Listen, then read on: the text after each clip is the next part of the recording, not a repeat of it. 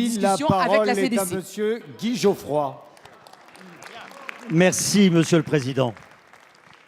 Monsieur le Premier ministre, notre Assemblée a débuté hier soir l'examen de vos 2 projets de loi, organique et ordinaire, portant l'appellation bien pompeuse au regard de la réalité des textes de justice du XXIe siècle.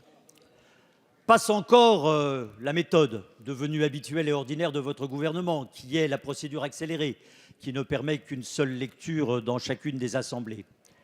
Peu importe la pratique spécifique à ce texte, qui consiste à ce que le gouvernement amène massivement par voie d'amendement des dispositions nouvelles, 94 amendements dans le cadre de la première lecture par la commission et 14 amendements, malgré l'engagement du ministre de ne pas en faire plus, lors de la commission dite de l'article 88.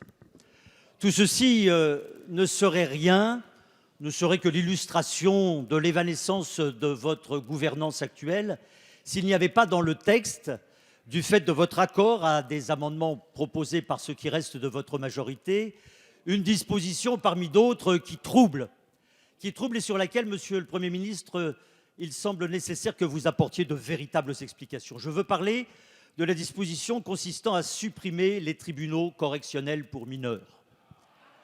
Cette disposition, vous avez pris la décision de la prendre au seul motif que seulement 1% des délits en cause seraient traités par les tribunaux correctionnels pour mineurs.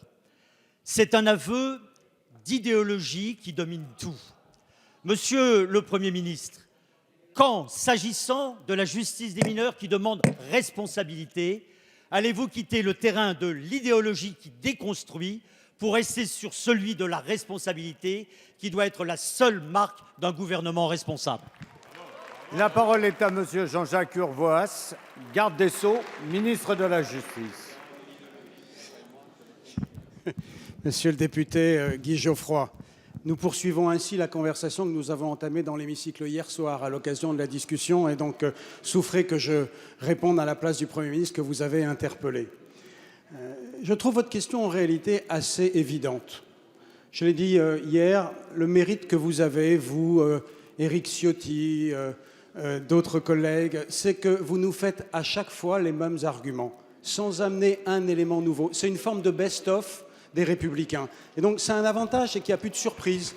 Et de ce point de vue, je crains de vous décevoir, puisque je n'ai pas d'autres arguments à vous dire que ceux des faits.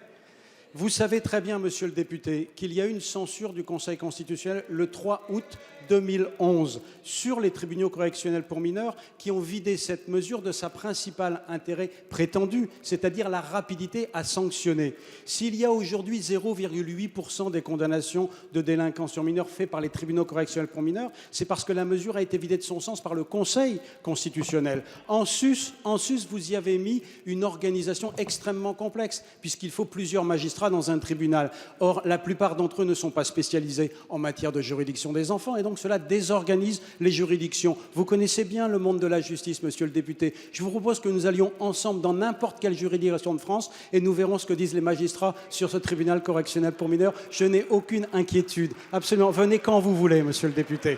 Et donc vous allez voir surtout que la suppression des tribunaux correctionnels pour mineurs ne va rien changer. Au contraire, la sévérité sera plus forte, puisque les tribunaux pour enfants enferment plus, puisque c'est ça votre mesure de référence, elles enferment plus. Donc vous serez rassurés, et nous aussi, parce que nous allons donner la priorité à l'éducatif pour combattre la délinquance des mineurs.